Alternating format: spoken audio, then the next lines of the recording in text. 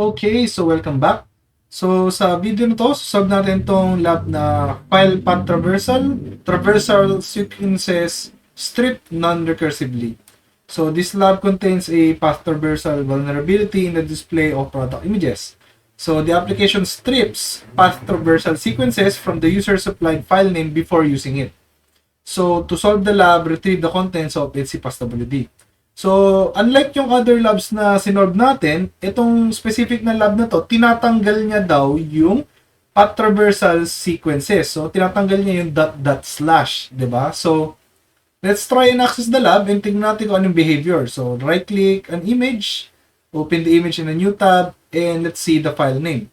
So, kapag nag-try tayo mag-input ng dot slash dito, let's see passwd, sinasabi sa atin no such file, no? And let's look at the request. And wala nga talagang nakukuha. So, I'm assuming, again, na tinatanggal niya nga yung dot slash and hindi niya mahanap yung etc passwd. So, ang pwede natin gawin is gawin natin na dagdagan natin ng dot slash within the dot slashes na meron tayo. So, ang nangyari is 4 na dot and isang slash, no? So, if we add that to each one,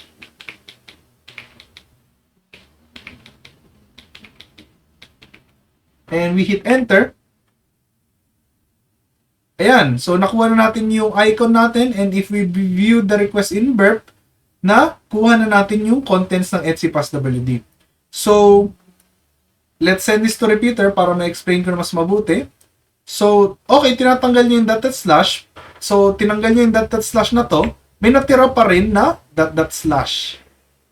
Tama? So, kahit na matanggal niya or in-strip niya yung dot slashes na initially in-input natin, may matitira pa rin dot slash doon sa ating request, no? Kaya nakukuha pa rin natin yung buong contents ng etc passwd.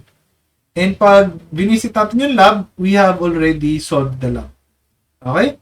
So, I hope na-gets nyo tong video na to and see you in the next video.